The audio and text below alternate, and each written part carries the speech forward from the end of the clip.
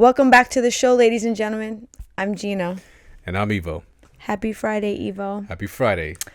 So today, we're just going to have a candid conversation because Evo and I yesterday tried to film an episode for our audience that went all the way left. Everything that possibly could have went wrong. We had video issues, then we had audio issues, and we had card issues. Remember the card? Just literally everything that could have went wrong with that episode went wrong. So we took that as a sign from God that episode should not air. And we decided that we would talk about what it's like to deal with these type of difficulties in life when life basically comes at you in a way that's very unexpected. How do you deal with it? And I thought it would be interesting to talk about because the way that Evo and I dealt with this yesterday was kind of like a balance of laughter. Yeah, well, sometimes you just gotta laugh at it. You can't really you can't let it get you because it's just in the moment. It doesn't do you any good, right? So I would say that last night, or yesterday rather, when we were filming, you really held your composure when it came to what was conspiring, because we decided that we were going to try to film with a newer camera. No, we didn't decide anything. Okay. I decided. Jeanna decided against my better judgment. My better judgment and my advice. Yeah. To not. Yes, correct. Yes. Okay. Thank you. So yeah. I just wanted to clarify that. Definitely, That wasn't a we thing. So sorry that I said we. You need to stand on that, Jeanna. Okay, I'm going to stand on that. Yeah. I decided that we would film with a different version camera yesterday, and that ran us into a lot of problems. I want to commend Evo for remaining very calm. Because everything that I said that I didn't want to happen, happened. And I'm just watching this whole thing play out, and I'm just like, God.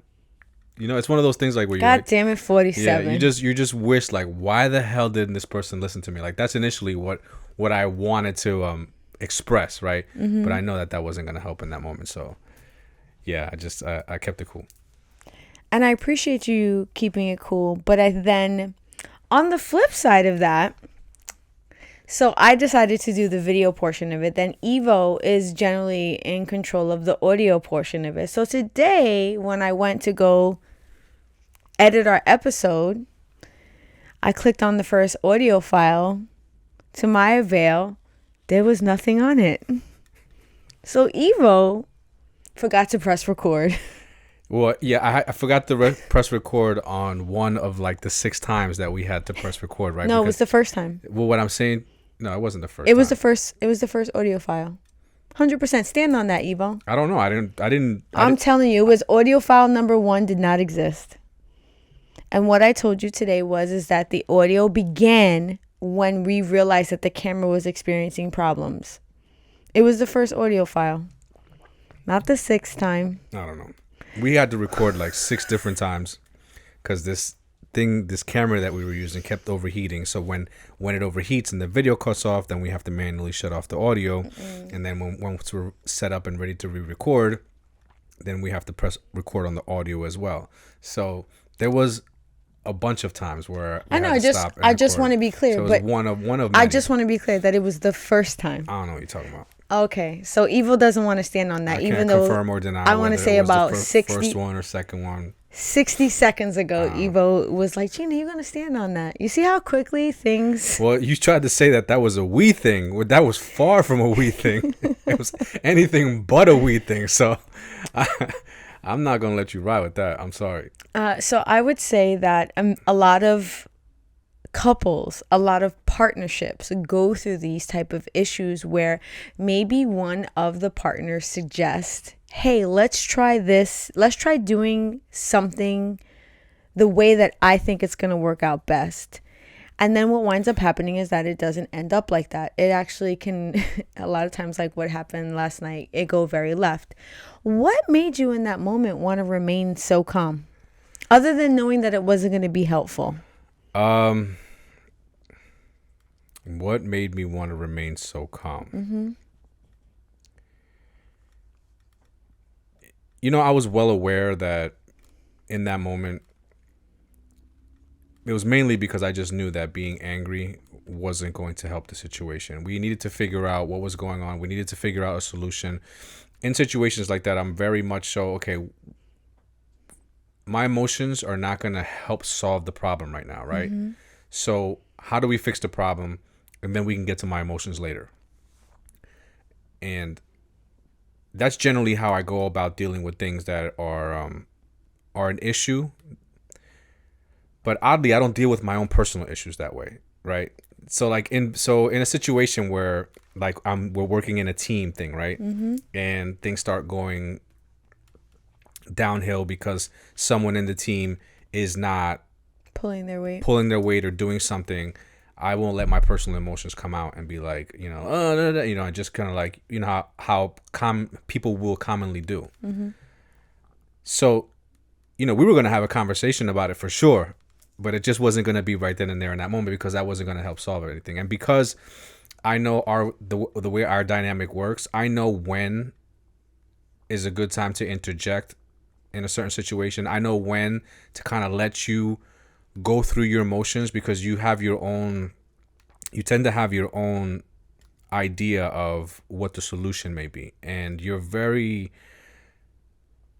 don't allow outside influences to come and deter you from that. You don't let outside influences come and deter you from what it is that you're trying to do until you've exhausted your own solution. You're not open-minded to hear anything else until you've gone through your A, B, C, D, whatever. If you think like, all right, if you think the solution is this, but if it's not this, then it's this. And then if it's not that, then it's definitely this. You have to go through all of those before you'll even hear what I got to say. And I know this. So I just sat there and I was like, all right, I'm going to wait for her to do whatever it is that she's doing. And then, we'll talk after. So that was kind of like the gist of it. So you said that that's not the way that you deal with your own emotions. What do you mean by that? So like if I'm working on something myself and I mess it up, I get angry. Just and because I guess there's nobody else there where I gotta like suppress my emotions for, so I just immediately get pissed off. And I can vouch for that because I can't tell you a number of times that I've heard Evo in the kitchen maybe doing something and him like have a mistake happen and I just start hearing, I'll be cursing in the kitchen to myself.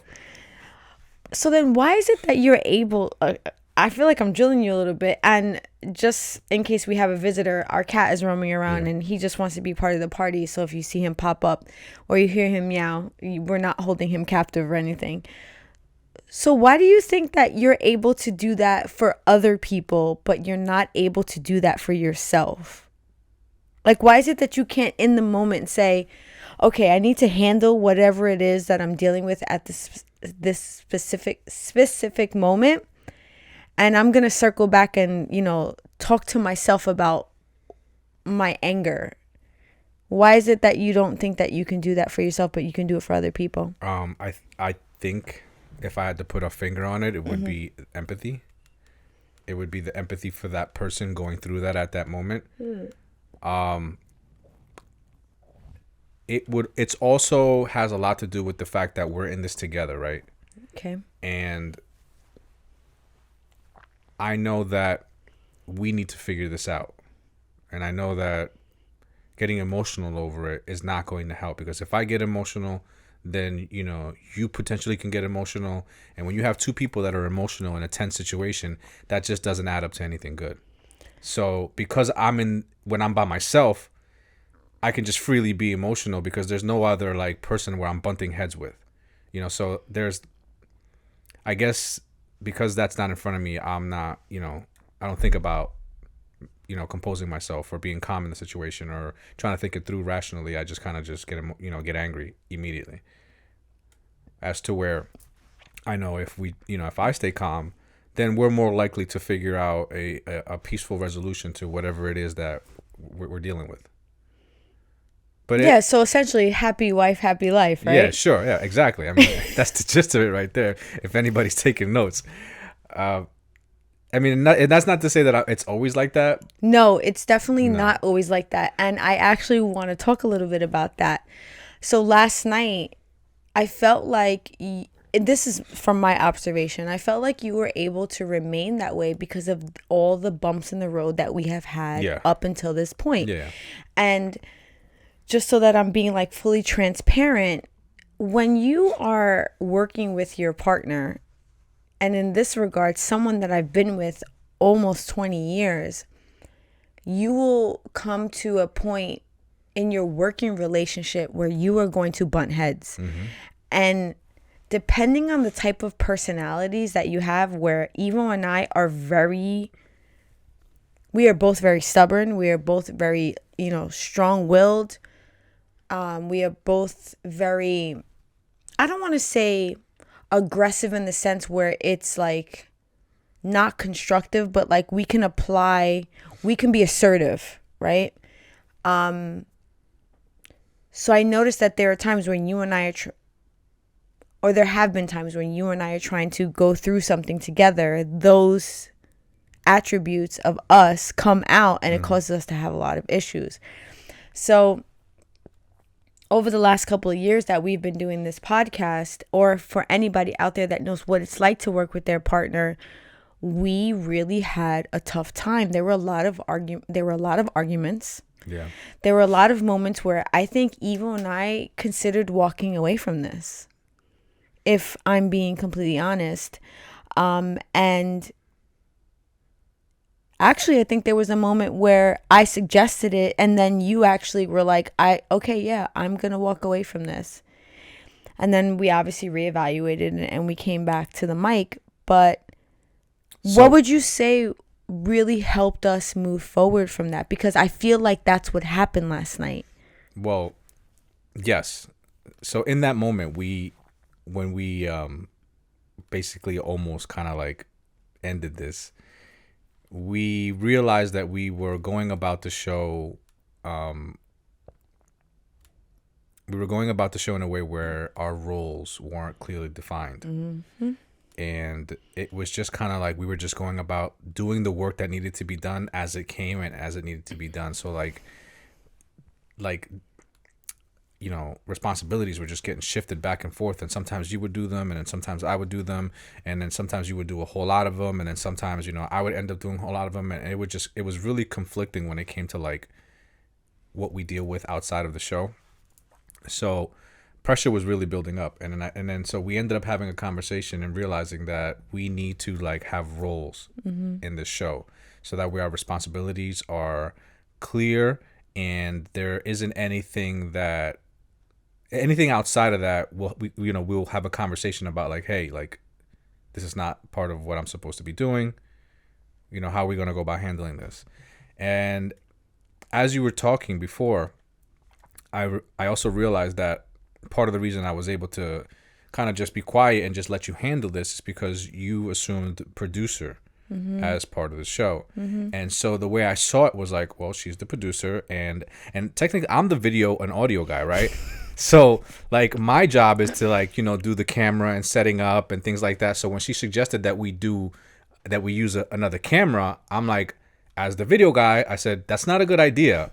Like for us to try that on the show and record a show live without testing and all this stuff. And I'm just thinking about all the checklists that we need to do to get this right.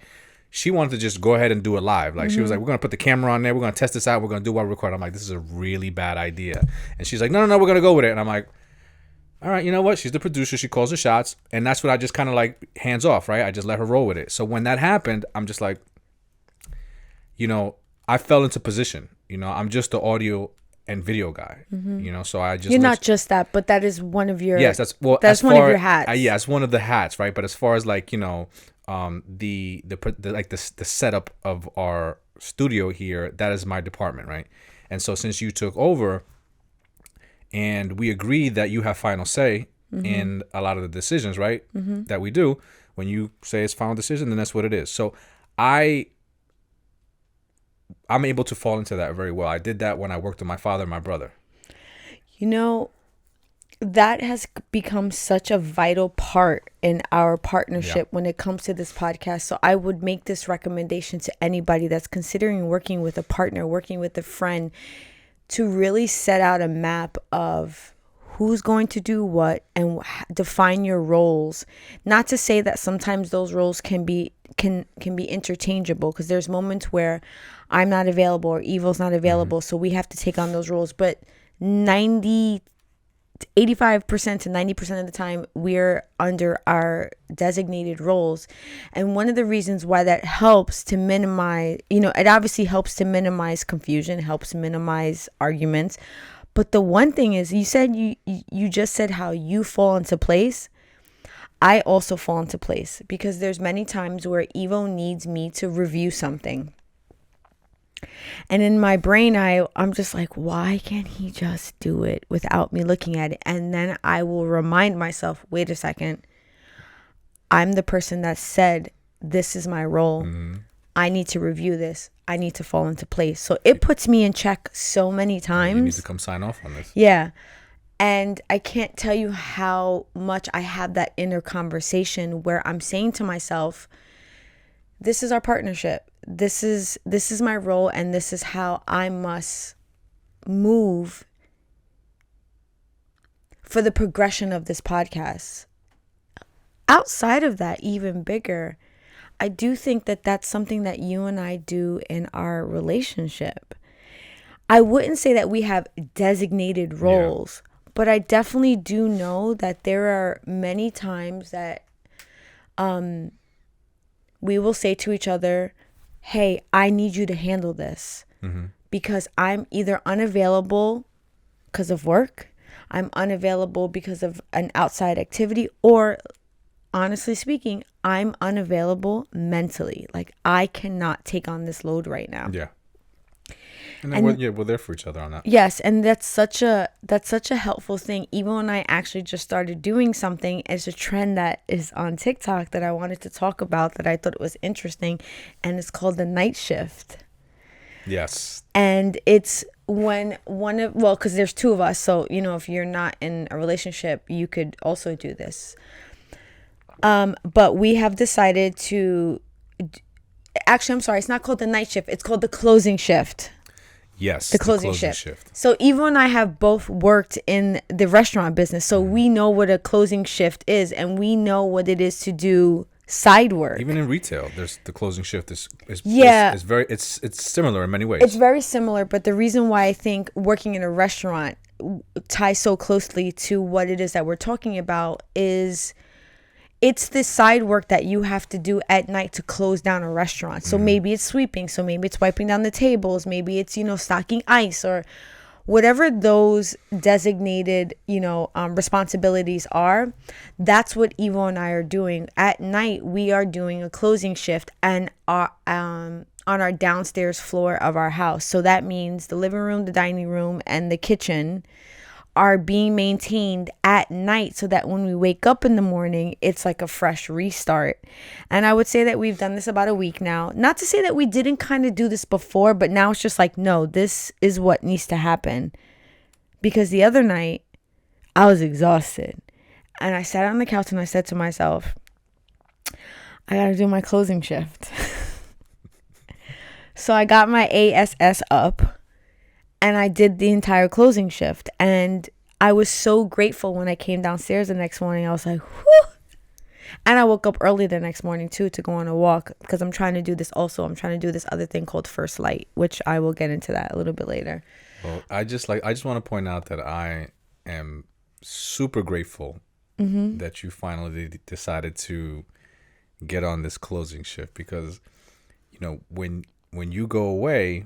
and you're off on, sometimes you all, go and have these jobs where she's gone for a week or two. And, that's my thing. Like, before I go to bed, once I send the kids to bed, or Ava to bed, and everybody's upstairs, I'll go in the kitchen and I'll clean everything down and I'll wipe it all down, so that when I come down in the morning, there's just, I don't walk into a messy kitchen, right? Yeah. But that's just the way that I like to do things. On the other hand, you end up usually being very tired at night, right? That's kind of like when you're just like ready to, you don't want to do anything.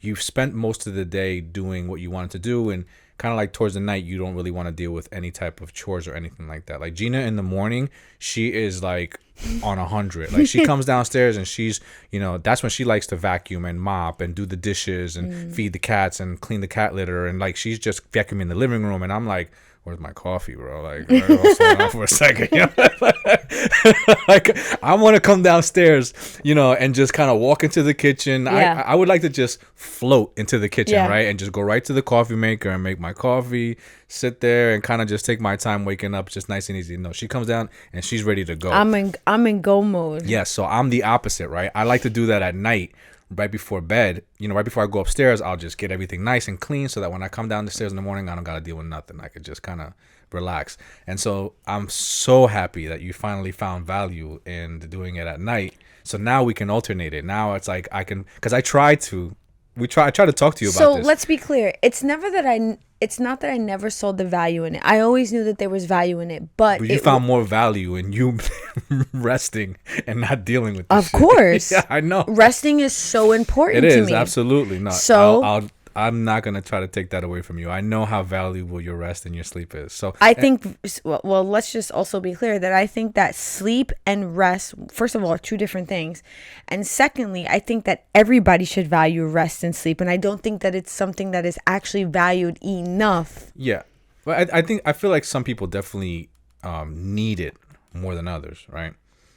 I feel like that No, scientifically, everybody needs full sleep, like a full restful sleep, and people also need rest. Like I know that some people like to say, oh, I can function on 4 to 5 hours sleep. No, based on the way science works, that is not true. People need adequate sleep and adequate rest. There has been proven science that lack of sleep compounds over time and is linked to very many older age diseases. Listen, so like I don't mess around with that. I'm not trying to deny any of that. I'm not trying to discredit any you of that. Just like to sleep less, and you think it's not that I like to, as I function like that. I can do 5 to 6 hours and still be okay.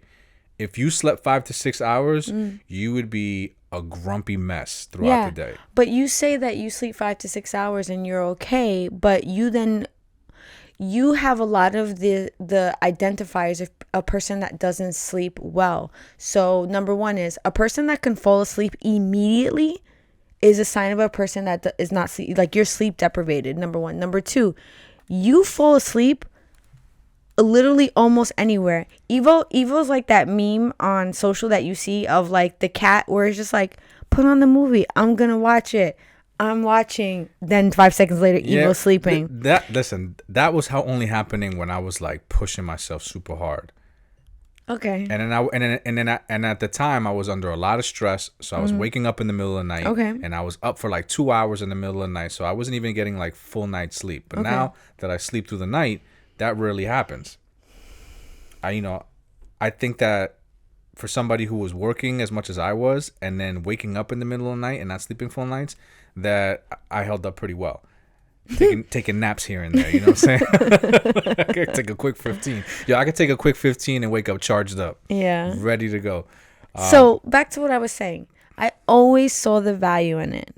However, I have had to make a shift in the way that I do things in order for me to be able to do those things at night. So for example, today, I had a plan of how I was going to execute the first part of my day, right?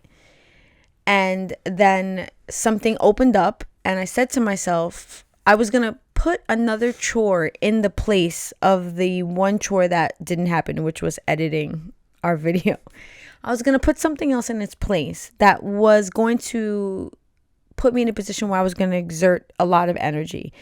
And I had to pause. And I said to myself, no, I can't do that, because I know if I exert myself doing this task later on tonight, I'm not going to want to do the other responsibilities that I have at night.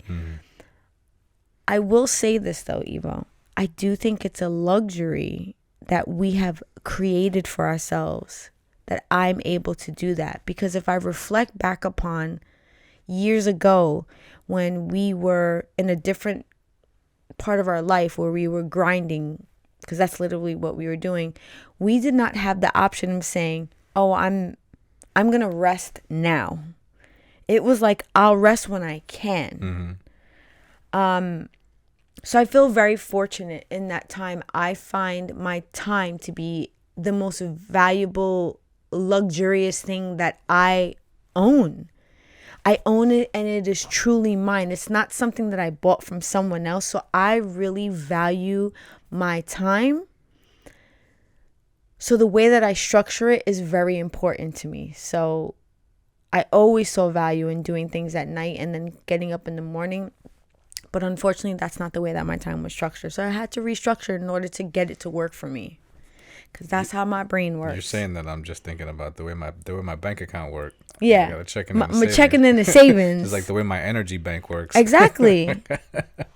You know, if I had testosterone that cycled in me every 24 hours, then maybe I may spring up out of bed every single day and feel exactly the same. But that is not the case. I have to work with my calendar, which works on 28 days. Hey, listen, and that's why, you know, once we had the conversation, I was like, hey, I would love to that, you know, if we could kind of do this every night. And you were like, yeah, sure, that sounds great. And it didn't end up being like a thing. I didn't push the issue. I was like, all right, it is what it is. I love you. Sit there and trying to make something happen. I love you dearly, Evo, but there are many times that you suggest things to me, and you suggest them because they have worked for you. And the huge part that you leave out of it is that the suggestion that you are offering to me is you're suggesting it to a woman. So there might have to be somewhat of it might have to be done differently for a woman. So, prime example. Wait. Okay, that's why I'm going to give an example. Evo has said to me several times throughout our relationship, has recommended fasting. And I remember being like, okay, you want me to do what? And he explained it to me, how he was eating. He was basically eating I don't even remember the hours, but he was eating within small windows. And then there were large windows of hours from night to mid-morning that he was not eating. And then to suppress his hunger when he was very close to the time he should eat and wasn't looking to eat just yet, he was doing one of three things. He was either drinking a seltzer, drinking coffee, or eating an apple. Those were his three things that he did to suppress his hunger. And I remember looking at him and being like, if I did one of those three things to suppress my hunger, I would be off the rails. And I said to Evo, I don't think that fasting would work for me. And Evo's like, no, but you got to do it this way. You got to do it that way. And then I was like, fam, I'm telling you that the way that my body works, the way that you fast, and the way that you suppress your hunger would not work for me. Fast forward to today. Well, not today exactly, but fast forward to this current time. So much other additional research has come out how fasting does not work for women, especially women that are premenopausal. But didn't it come out that it does work? It just has to be in a cycle. It can you can fast for 3 weeks out of the month, and then they're suggesting that you just don't fast for one. To my understanding, fasting generally does not work for us because of the constant fluctuation of our hormones. Every single week, we have a different influx of hormone. So the nutrients and the calories that our body needs at any given time through any given week constantly fluctuates. So to manage, okay, so this week I'm ovulating, so I'm getting more estrogen. So now because I'm getting more estrogen, I need to eat. No, it's just not going to work. It just does not work. And furthermore. Okay, but there were definitely studies that we both saw that suggested that women can fast. And those studies were done on women that were postmenopausal. Anyway, what? But all I was suggesting was that we clean the kitchen together at night. What the hell does that have to do with you fasting and your cycle? I'm Like, just how? I'm just giving you an example of That's a times bad that example. I'm just giving you the reason why I spoke about this was because this was an example of a time that you recommended something and you didn't realize that you were giving the recommendation to the opposite sex, and how that may not work for me as the opposite sex. You sound like you just been waiting to unload this for so long that you were like, the first Oh chance my that I get, God. I'm gonna unload this. Because how this relates to me just suggesting that we clean the kitchen together at night is mind-boggling to me. I'm still failing to make the connection, but I think I get it now. I'm glad that you get it, I Evo. think I get it now. I just want you to know that going forward, Don't suggest it to you. Is that what it is? when you make a suggestion, realize that you're making the suggestion to a woman. So how would a woman receive that message? That's all I'm saying. You know how much shit you suggest to me? Yeah. Yeah, and do you think about that you're suggesting it to a man? When you Yes. say absolutely not. 100% I do. You forget that I'm a mother of 2 boys. What does that have to And do? I grew up with all brothers and a father. My brain, and I left other one. I worked in an industry that was completely male dominated. I went to a school that was completely male dominated. So my ability to walk amongst men and understand how men's brains function, I would consider myself someone that is a little bit more ahead of the game when it comes to that. So when I do suggest something, I'm thinking to myself like, this may work for Evo. I'm not just taking a shot in the dark. So you're saying that because you're a woman and I'm not a woman, that I need to double think the things that I suggest to you and make sure that when I suggest them to you that I'm fully aware that I'm suggesting them to a woman. I'm not saying double think. I'm just saying maybe it needs to be catered more to fit the needs of a woman.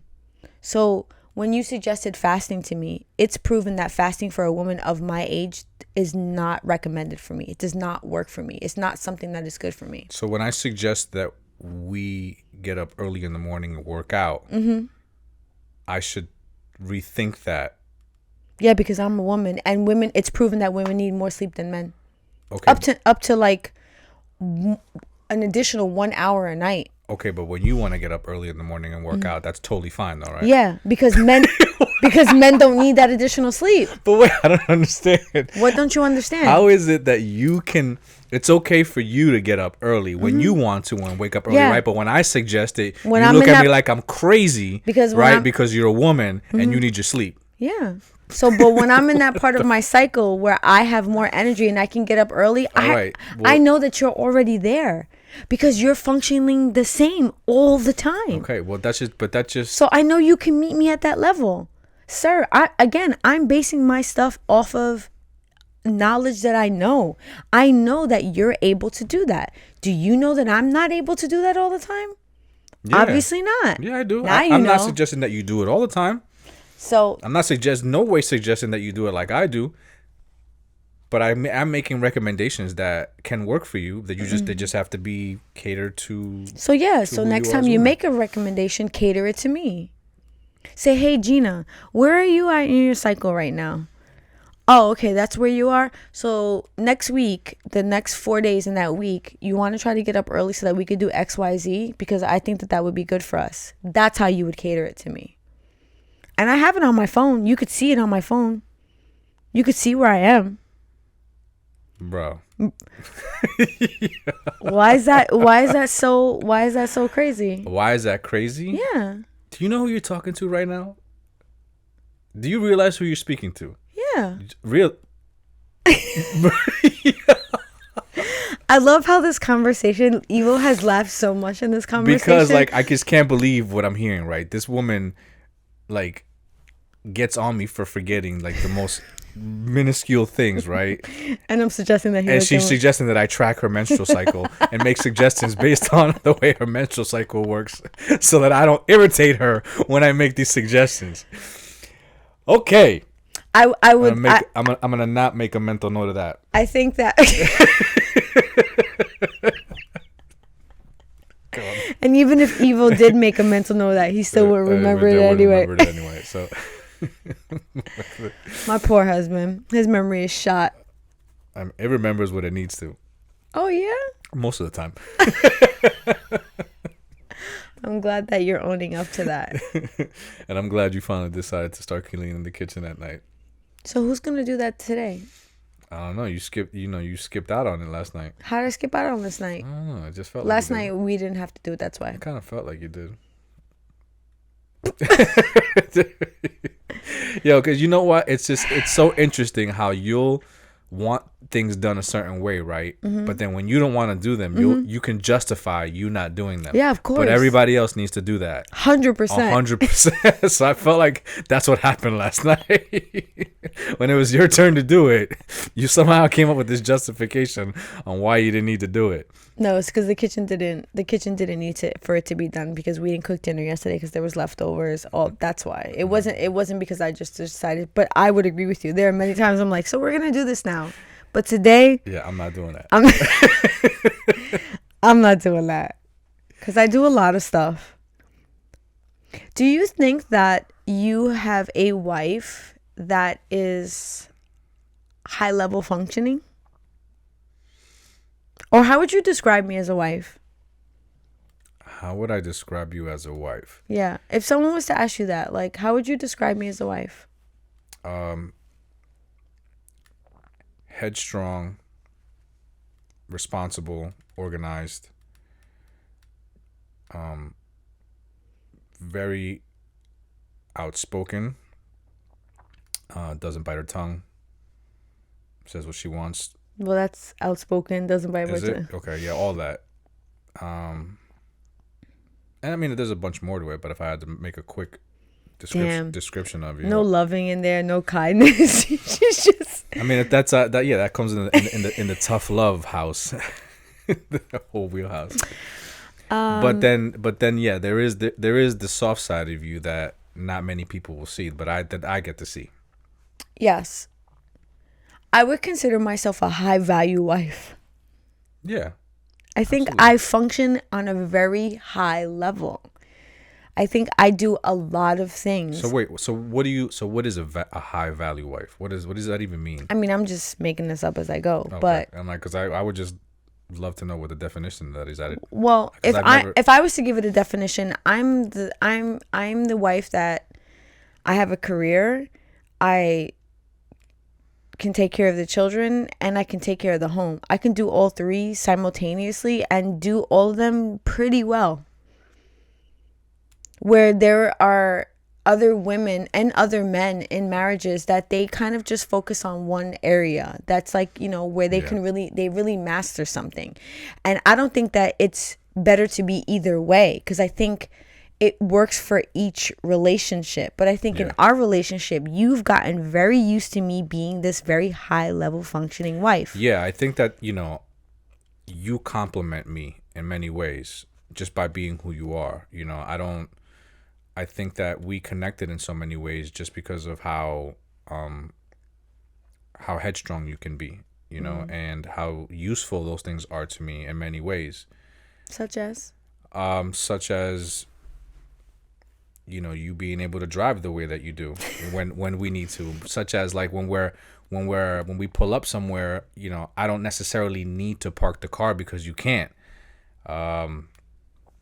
When we do things around the house, we work together. A lot of several projects that we've done around the house, we've done them together. And you have these.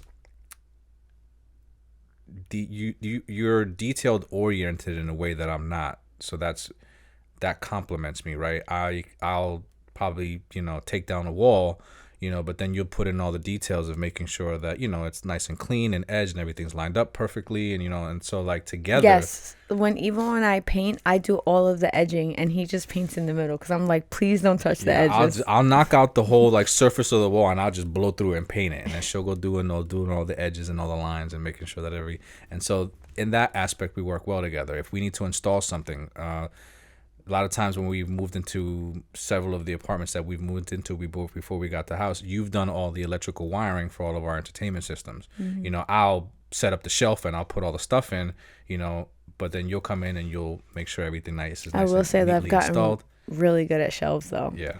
I'm like a G when it comes to shelves. And I love that. I love going to Home Depot and being like, ooh, what type of what are those things called again? The anchors. I'm like, what type of anchor am I gonna get today? What size do I need? Do I need 1/4? Do I need 1/8?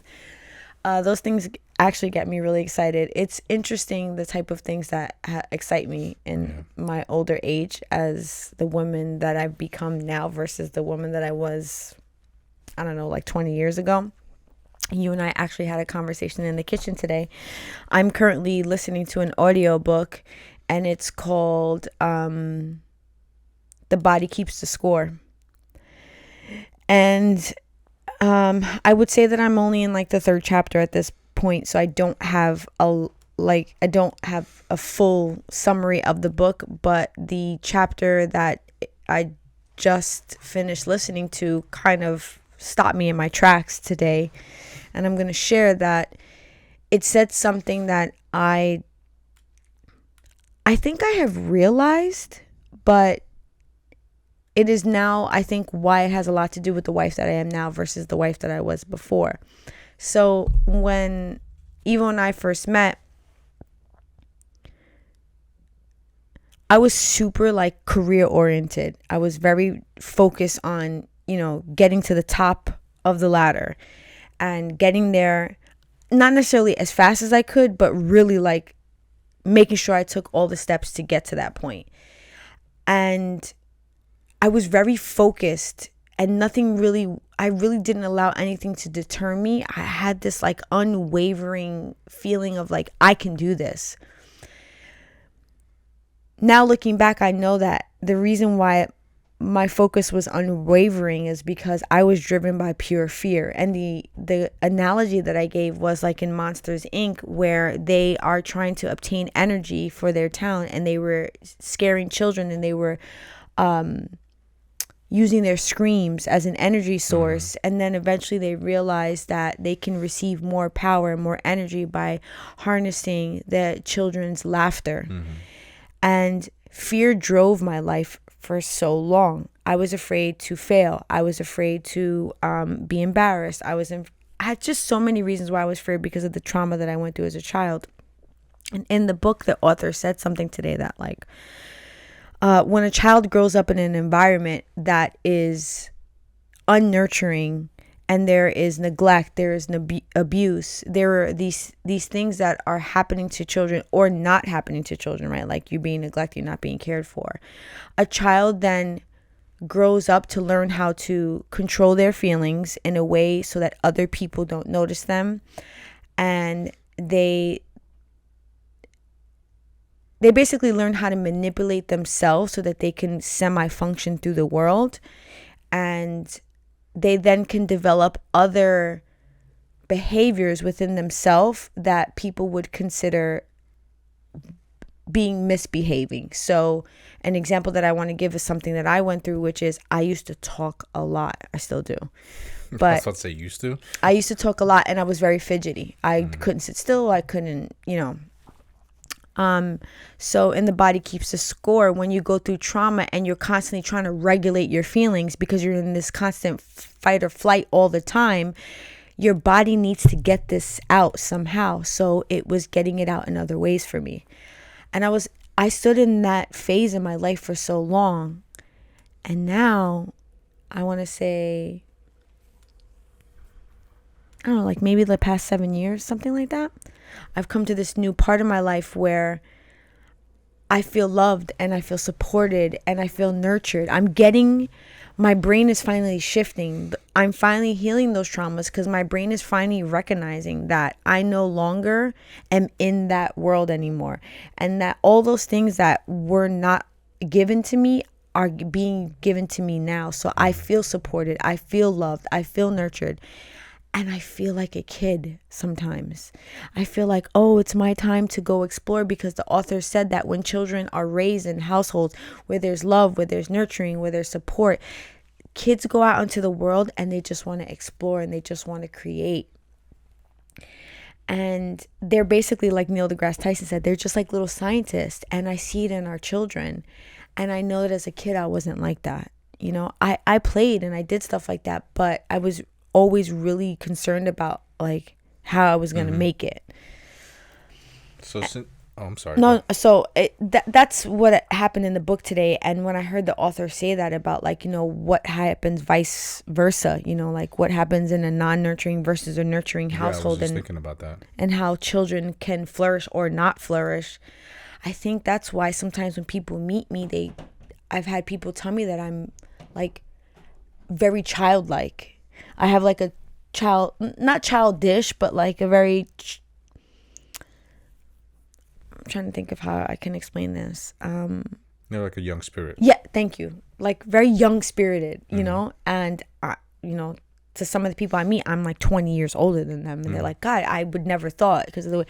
And I feel like it's because I'm just like living the life now that I couldn't live before. Well, yeah, I mean, you had to suppress the child in you for many different reasons. Yeah. And it started very early. So now that you don't no longer feel the need to suppress it, and you're in an environment where you feeling the love and the support, yeah, I can see how that might feel liberating. Yeah, I'm also very willing to be like, I don't like that, leave me alone. So interesting, right? As I'm listening to you say this, I'm wondering what would be so it sounds like you've come full circle, right? It sounds like I wouldn't say I'm all the way there, but I'm definitely Yeah. I'm like 320. Right. So you've been able to come full circle, where you grew up in an environment where, you know, there wasn't that love and support, and there was, I guess, a somewhat, you would recognize that your life was embarrassing, and so you felt the need to portray this image of perfection so that everything was okay, so that you didn't give the people the ability to see what was really going on. Mm-hmm. So what would be the full circle for someone who was raised in that environment? So as a young kid, they did get the love and support, and they were able to be creative and explorative as a child. Mm-hmm. When they get older, what is the thing that they kind of like where they end up coming full circle? When they realize that they grew up in an environment that was loving and supportive. Yeah. So like, do you think like when they get older, Mm-hmm. that they find it more difficult to deal with traumatic situations and things that are like embarrassing, or, you know, in it being in an environment where they're not nurtured and it is an uncomfortable situation? Like, do you feel that, you know what I mean? Because yes, I do know what you mean. Yeah. So you were able to equip yourself with things that you necessarily didn't need as a child, but you obviously, you know, you knuckled up because you had to, right? And so the children that I guess don't have to do that, when they have to do that later on in life, what do you like? Do you feel like that is probably almost the equivalent of like their full circle, like coming into something where they may have feel like, oh wow, you know, because I was a kid and I didn't grow up in this environment where I needed to be like hands up, you know, and survival mode. I'm lacking a little bit of it now. Yes, I do think that happens to a lot of people. I think that when they go out into the real world, Yeah, that's that I don't want to grow up. yeah, I think that they are mentality. faced with other people in the world that don't treat them as well as their family did. And then they have to figure out how to navigate their ways around those kind of like roadblocks, which is I think what I want to name this episode, roadblocks. Like, how do you get over these things? I wouldn't say that it's equivalent. Unless they are experiencing trauma in their adult life, I don't think having a difficult time equates to trauma. I acquired those things because I was traumatized. So, well, everybody has their own trauma, right? Yes, but there's no measure of to like, you know. I mean, there are things that are considered traumatic. Yes, I don't think having a boss that doesn't treat you the nicest is considered traumatic. But I do think that maybe if they've never experienced what it's like to deal with someone that is like difficult, or someone that is like really not pleasant, or they don't really know how to tap into that person. Yes, I could see how that could be very hard, and maybe they then have to figure out, okay, this is very new to me. Why are you smiling? Because because you don't see how that, you can see how that will just be hard, right? Mm-hmm. Because you've been through what you've been through. So to you, that's just like, okay, I can see how that would be hard, but I don't see that as being traumatic. But you have to keep in mind, someone who hasn't been through something traumatic, that is their most traumatic moment, right? That's the most traumatic thing that they've been through. Everything has been pretty good in their life up until that moment, and now they're in a situation where work is uncomfortable, they're being singled out, they potentially could lose their job, people are talking about them at work. Okay, all of a sudden, like, this thing that they do every day feels very uncomfortable, so like what that feels for them could be, that's like the most scary thing that they've ever been through. I would agree then, yeah. So I just want to, like, I know for you, of course, that's like, all right, yeah, that sucks, but that's not that bad because of what you've been through. I'm not saying that it's not that bad. I don't think it's traumatizing. I think it's a very difficult situation. Right, because what you define as traumatizing is on another level. No, what I define as trauma is like when it actually physically alters you. But if for somebody who hasn't really been through something that's traumatic where it physically alters you, that is their traumatic moment. So it's altering them in a way that they've never been altered before. I don't want to get too far in the weeds with this with you, but from my understanding, like people who go through like severe traumatic experience, like severe neglect, severe abuse, rape, things like that, it like physically alters them. So I understand that. Like that's a level of just negativity that's I don't even there's no comparing the amount of evil that goes into one as far as the other one. I'm just saying that I think I wouldn't consider it this. I can see what you're saying. I don't think it's the same though. But I never said that there was the same. No, you said, is it like their full circle? Yes, maybe potentially. I could see what you're saying, like how that could potentially be like their full circle. I could see how never being faced with that type of opposition. Yes, that's their journey. Yeah. You know what I'm saying? Like within their own reality. So that would be their full circle. Like that's what I was saying like that. And I would agree because I have met people like that. People who are sometimes in awe of my ability to just be very assertive in certain situations, where to them that is like, oh, I could never do that. That's actually really, that makes me very uncomfortable. And I'm like, yeah, it makes me uncomfortable too, but it's still got to get done. I actually kind of love those people because those are the people sometimes I'm like, so tell me about that. Like what makes you uncomfortable? Because I want to champion you. Like I want you to figure this out, and I'll tell you another reason why I'm like that is because people a lot of people who are driven by fear sometimes are very cruel to other people, because they feel like they can control that part of their world. So when they're getting abused at home, it feels sometimes good to have that power over somebody else. And I was able to say to myself, I hate the way that feels. I would never want to do that to someone else. So when I see someone struggling in something, I am so willing to help people. And I wish that happened in more scenarios, because I think the world would be a better place, if that was possible. I had someone one time actually tell me that about myself, and that person didn't know me like that, and it was kind of shocking that they knew that I was like that.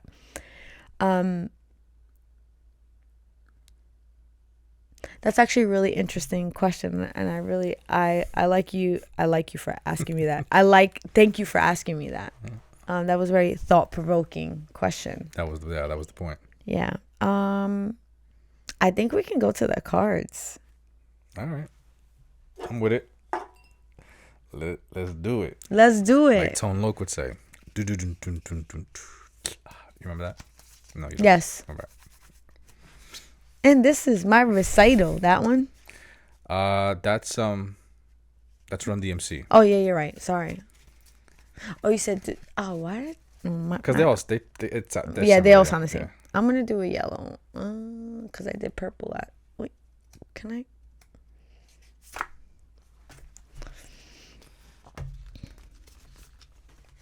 I gotta remember to separate my cards because like I put mine's right. I put my card. Yeah, I know. So that I know. Okay, you want to read first? Yeah. What color did you pick? I picked blue. Okay. No, you have. I picked two. All right. Well, I'm reading this one, so okay. I'll put this one back. Oh my god. So I got orange. Okay. Describe our first kiss. Ooh. Juicy. Juicy and like. Where were we? We were in your car and you had dropped me off for work at the Hilton, and you parked in that little spot. You came down the ramp and you like backed in. Yeah, son. And that's like 2000. Yeah. Damn, it's 23 years ago. Yeah. That's crazy. Yeah, I said that we've been with each other almost 20 years, even though that was 23 years ago. If anybody doesn't know our story, me and Evo dated once upon a time, and then we broke up and then got back together. But anyway, yeah, it was juicy, and it was kind of like it was built up anticipation because it wasn't like either one of us was rushing to like kiss each other. I mean, there was something kind of like secretive about it that I love, because like we kind of were just like, yeah. I mean, I think we kind of kicked it for a bit. Like it wasn't one of those things that we were just like immediately trying to like stick our tongues in each other's mouths, you know. Like I remember walking into work that day, and this lady that I worked with, she was like, "What's up with you, yo?" I had a smile from ear to ear. She was like, "You having fun over there?" I was like, "Yo, mind your business." Shelly, I'll never forget her. She's all right. All right, my card. What's something you thought when we first met that you no longer believe to be true? What's something I thought when we first met that I no longer... Well, I thought when we first met that you were like Indian. Oh. Because of you had your... My hair was blonde. Your hair was blonde. And so you were very tan. And when you say Indian, you mean like Indian from India, but like not Native American? You mean India. Okay. You had like a lot of those qualities. I mean, obviously I still have those qualities. You still have those qualities. A lot of people think I'm Indian. And it turns out that you have a lot of Ethiopian features. Yes, but I'm primarily North African. Yeah. Which most Hispanics are because of the slave trade. Yeah. So I didn't think that you were Latina at all the first time we met. Hell yeah. I'm rice and beans and all that good stuff. And I think that the best part about that was, you know, I was looking at that time to date a Latina. Like that was just one of my like must-haves at that point. I wanted to, because like you was checking me off in a box. Well, you know what? It was like I saw you and I was like, yeah, she's cute, you know, she's pretty, you know, but she don't look Latina, so she's just gonna have to be cute over there. You know, like I had no interest in talking to you in that way. And then you came to school one day and your hair was black. And this is before we started talking. And man, when I tell you, it was like I got hit with a tidal wave. And all of a sudden needle jumped off the record. Yeah, the needle jumped off the record. And from one moment to another, I just saw you in a different light. Like it was the weirdest feelings because my feelings for you changed so drastically within that moment that it was like, now I had all of this like desire to want to meet you and kind of like get to know who you were, and my interest went from like she's attractive to like, hey yo, I need to find out, like hey yo, I need to know who that is. So yeah, that was it. Memories. All right, so that brings us to the end of the episode. For an episode that was unscripted, how do you think we did? I think it went great. Yeah, I think we should do this more often. Because I'm running the show. Yeah, just don't touch my camera no more. All right, Jeanna? And we'll be all right. Oh, man. I actually really enjoyed this. And until next week, on Spark Talk Fridays, where we create conversations about life, ladies and gentlemen. Peace out. Peace out.